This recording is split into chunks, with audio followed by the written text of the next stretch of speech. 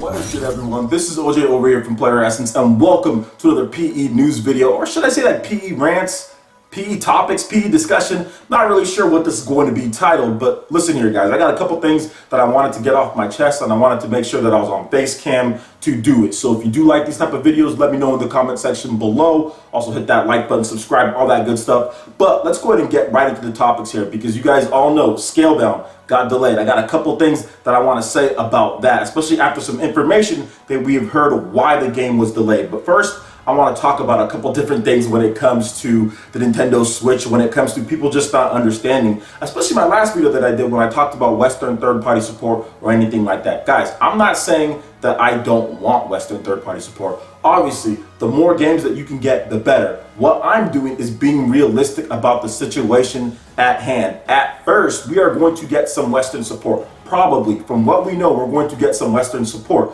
okay? Long-term support is going to depend on sales. But in the time being, as far as what I do know, I know that we're going to be getting Japanese support. We're going to be getting a ton of it, and we're going to be getting all of Nintendo's first party. So with Japanese support, with indie developers, and all of Nintendo's first party, you're going to have a plethora of games to choose from, okay? People keep on saying, oh, well, if they don't get Western support, it's going to be like Wii U.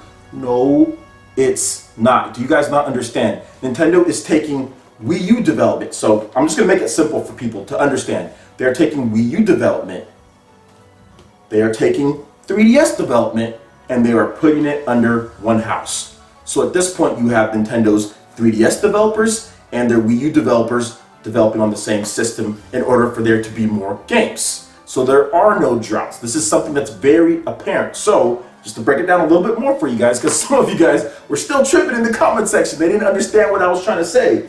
Games like Pokemon that only appear, as far as mainline Pokemon games, only appear on your 3DS, only appear on your handheld system, will now be on your home console for you to play on your shiny big screen TV in 1080p, okay? So that comes with all of Nintendo's games, okay? So that's 3DS developers like Intelligent Systems, who didn't really make anything on the Wii U, will now be putting games on a home console and portable hybrid. You're going to get far more games than you did before. As far as third parties go, you're going to get the breadth of Nintendo's third parties when it comes to Japanese developers. So expect Silicon Studio to be on this system, which has already been announced. Expect Shin Megami Tensei from Atlus to be on this system. Expect stuff like Persona Q, spin-offs, things like that from Atlus. Expect Monster Hunter and other games like this all to be under one development house. That's what Nintendo's trying to do with this system. That's what you're going to get with it. In addition to Nintendo's big first-party games like Splatoon, and of course you're going to have those games that Nintendo funds like Bayonetta, Platinum Games. They've already said and already pledged development. So that's what I was trying to say, guys. Now, if the sales of this system do good, which I think it will, then expect therefore more Western third parties to jump on board.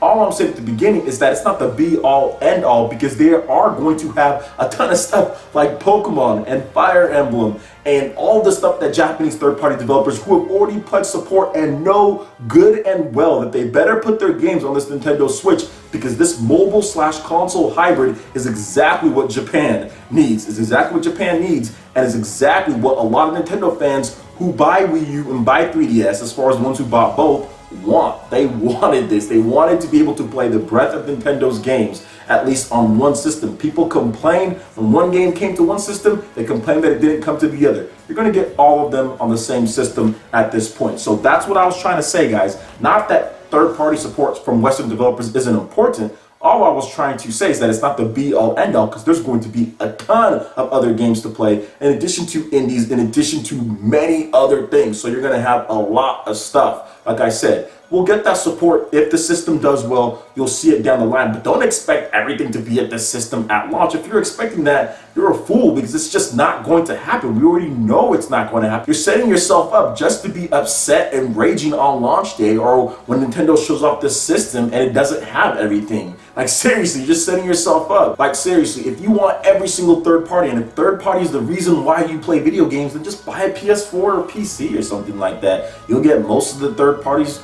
on there. If you want an experience like 3DS and Wii U, in addition to indies and a lot of great first-party games, then buy a Nintendo Switch. It's that simple. There's no damage controlling or stupid internet rhetoric that I'm going to be dealing with. This is facts. This is exactly how it's going to be, and I'm telling you guys how I feel it's going to be. Now, I could be wrong, but looking at the facts as far as what we know, this is how it's going to be. Now, let's move on to the next topic here, man, and I want to discuss a couple different things here. This Scalebound situation kind of had me a little upset with this Scalebound situation because I knew something like this might happen. I knew something like this might happen because Hideki Kamiya and Platinum, they know how to make new IPs. For many of you guys don't know, Hideki Kamiya is literally like the new IP master. I don't think there's another dude on the planet at this point that has made more new IPs as critically acclaimed as Hideki Kamiya. You can go through everywhere, seriously. Okami, Beautiful Joe, The Wonderful 101, Bayonetta. This dude is a new IP master. Heck, even Devil May Cry going back then. First it was going to be a Resident Evil game, and they turned it into a whole new IP with Devil May Cry. Look at that franchise. So this dude knows how to make new IPs. He knows how to be efficient with his games. He knows how to make great engines. It was Microsoft that messed this game up. Yes, Microsoft. Liam Robertson did a video on his channel recently talking about this and how they clashed. Hideki Kamiya and Microsoft clashed. And if you looked at the game from the beginning, you saw, like, of course, it wasn't running that great, but the graphics seemed a little bit too much for a Platinum game. It seemed too much for a Hideki Kamiya game where they focus on usually 60 frames per second or higher frames per second and gameplay. If you look at what he's done, like Wonderful 101, you look at Beautiful Joe, you look at Okami, you look at a lot of his games, they were really more about smooth gameplay over graphics. And that's the thing that Microsoft was trying to push. They were trying to push this game as some technological beast of graphics. Even like when you saw it at that E3 and they had that big old huge monster and the multiplayer and all that, and I'm like, man, I mean, this is cool, it looks great, but is this really going to be something that's feasible? And the minute there was some issues, Microsoft did not want to foot the bill because they realized that this game probably isn't going to sell. It was too ambitious for their own good. They should have just let Kamiya make a game like he always makes, which is not going to be the most graphically impressive game, but it's going to be a game that runs well, that's innovative, and that it's going to be fun to play. Look at Nier Automata on the PS4. Is that game graphically superior? No, it's actually not. It looks like a really nice PS3 or Xbox 360 game, like a really, really nice one. But does it play smooth? Yes. Does it run great? Yes. Is the combat fun? Yes. Is it going to find its niche market? Of course it is. And it's going to do well. And better yet, it's not going to get canceled. You can see the dynamic as far as what Square Enix, a Japanese developer, compared to what Microsoft was trying to do. It's too ambitious, and all these games end up getting canceled, whether it's Fable, Project Spark, whatever the case is. Microsoft is too aggressive with some of their stuff, and it showed with Hideki Kamiya. And there was even a report from Liam Robertson that JP Callums and Hideki Kamiya had to take a month off from development because of the stress and pressure from Microsoft trying to make this like the next coming of Uncharted or something like when it comes to graphics, but like a huge game with RPG elements and all this stuff. It's impossible with the Xbox One. You can't do it in a timely manner and in the budget that they're looking for. Come on now. And then all of a sudden, when it's getting too expensive and there's some issues, you cancel it, because you know good and well that you don't want to foot that bill and it's costing too much for what this game is going to sell. That's a problem. Why did you get these dudes to do it in the first place? See, that's what I don't understand. I don't understand. You get Hideki Kamiya to try to make a game, and then you try to make your vision for the game instead of letting him do his vision for the game, and this is what happens.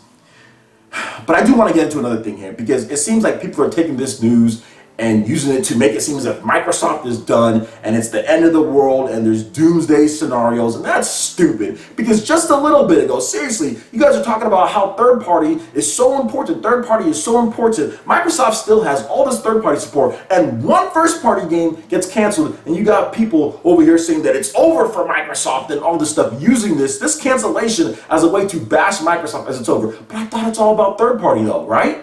Isn't it all about third party? It's all about third party when you want it to be all about third party. But when a first party game is in trouble, all of a sudden it's about first party. Microsoft still has full third party support. They're still going to get a ton of games. Can we stop this nonsense already? One game got canceled. I'm not happy about that, but don't sit here and start making doomsday scenarios because one first party game got canceled for Microsoft. I understand that they don't have as many first-party games that they've revealed at this point, and they could be a little bit lacking, but at the same time, a Doomsday scenario, they have full third-party support, right? That's what Nintendo needs. They need full third-party support to be successful. Microsoft still has that. So why the Doomsday scenario? People make their arguments based on whatever is at hand. When it's Microsoft, oh, first-party game, Doomsday. When it's Nintendo, third-party game, Doomsday scenario. Just stop it, guys. Can we please stop this nonsense? But anyway, see, that's why I'm going back to old school. That's what I wanted to announce right now, guys. So I'm going to start live streaming again, and we're doing some awesome stuff here because we're doing some Xenosaga. Yes, if you saw me on Twitter, make sure you follow me on Twitter. Link in the description below. Also on Facebook. We've got Xenosaga episode 1, 2, and 3. We're going to be streaming this baby. We're going to be talking about the Nintendo Switch. We're going to be having a lot of fun, so make sure you hit that subscribe button. Make sure you like, follow, all that stuff, because it's going to be awesome on here with live streams, in addition to the daily videos that I do in the morning and evening. So a lot of new content going up, guys, because I want to make sure when you guys come to my channel that we all have fun, and live streams I know is something that you guys wanted me to bring back, so we bringing it back. We bringing it back big, baby. We bringing it back big. Just to let you guys know, this is from the creators of the Xenoblade Chronicles and Xenoblade Chronicles X. This is basically Monolith Soft. Ooh, good stuff here. Back when they were with the Bandai Namco games, so look forward to that, guys. All right, that wraps it up for this video. Make sure you hit that like button if you did like it. Let me know you guys want more content like this going forward in the future. And subscribe to PlayerEssence for more news, reviews, trailers, tips, and tricks, and everything in gaming. And look out, I do have a live stream with Super Metal Dave for the Nintendo Switch event, presentation, whatever you want to call it. It'll be right here on my channel, so make sure you tune in for that. It's going to be awesome. I'm hosting Super Metal Dave right here, so it's going to be pretty cool. Make sure you tune in. Oh my God, I cannot wait. That's going to be Thursday, 8 p.m. Pacific time, 11 p.m. Eastern time, and of course 4 in the morning UK. So stay up, watch it with us. It's going to be awesome. Anyway, guys, thank you so much for watching, and we'll see you guys for the next video. Peace.